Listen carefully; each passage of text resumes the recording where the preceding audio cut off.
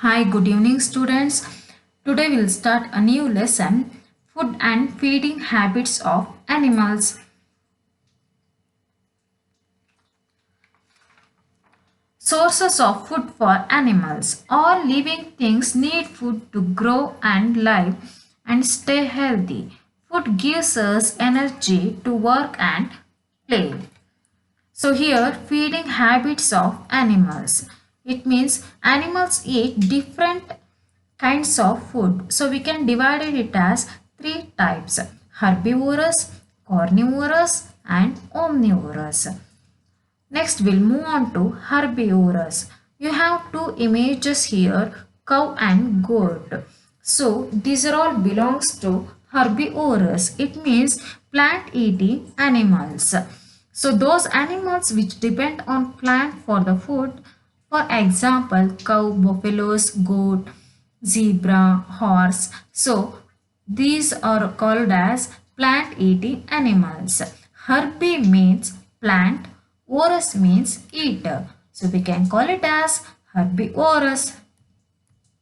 Next we move on to carnivorous. Carnivorous means flesh eating animals. Corny means flesh, vorous means eater. It means carnivorous, flesh-eating animals. Examples: lion, leopards, tiger, etc. Those animals which depend on flesh of other animals for their food. So those animals we can call it as flesh-eating animals.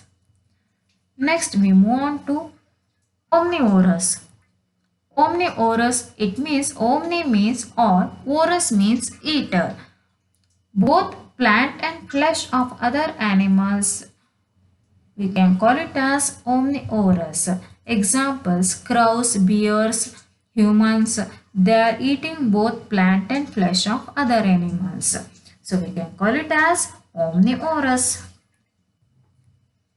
Next, pet animals. Here we have two images, cat and dogs. They are pet animals. It means they live with us. So we can call it as pet animals.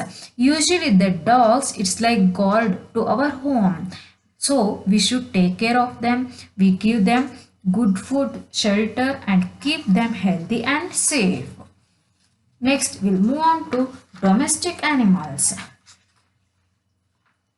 Different domestic animals are used for different purposes, such as cow, goats, which gives us milk, sheep, hen, which gives us meat, hen and ducks that gives us for eggs, and buffaloes are used for farming, and donkeys are very useful for carrying loads. So these animals, we should take care of them and we give them good food, clean shelter to these animals. Next we move on to how animals eat. Different animals eat different types of food. So we can divide it like this. We'll move on to gnawers. Gnawers means they are having sharp front teeth for cutting the food. They gnaw their food. Examples: rabbits, rats, they eat grains, fruits, and nuts. They are having very sharp front teeth for cutting. So, these animals we can call it as gnawers. Next, animals swallow their food whole.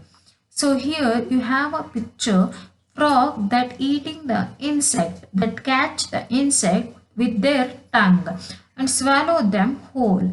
It means it is having a long and sticky tongue. By that tongue it catch the insect. Without chewing it, it swallows. So example, frog. And another one, snake. The snake also swallow their food without chewing. They don't have any chewing teeth. But the snake has a small mouth, but it can open its mouth very wide to swallow the food. Next, animals that tear and chew flesh. Here, carnivores such as lions, tigers, they are having a special teeth to tear and chew the flesh of other animals. Like front teeth are very sharp, curved and pointed. So these teeth help them tear the flesh, and their back teeth are very flat and broad, which is help them to chew the food. Next, animals that eat and chew grass. Usually herbivores like cows, buffaloes eat grass and leaves. They are having flat, sharp and broad front teeth to bite leaves and grass. So usually it is having strong grinding teeth at back to chew their food, and that swallow their food. Later, they bring it back into their mouth and chew it for hours. So we can call it as rumination or chewing the cud. So these animals are also called cud chewing animals. Example, sheep, giraffes, goats, like this. Next, animals that take in liquid food. See here you have two images, that mosquitoes suck the blood, and another image butterflies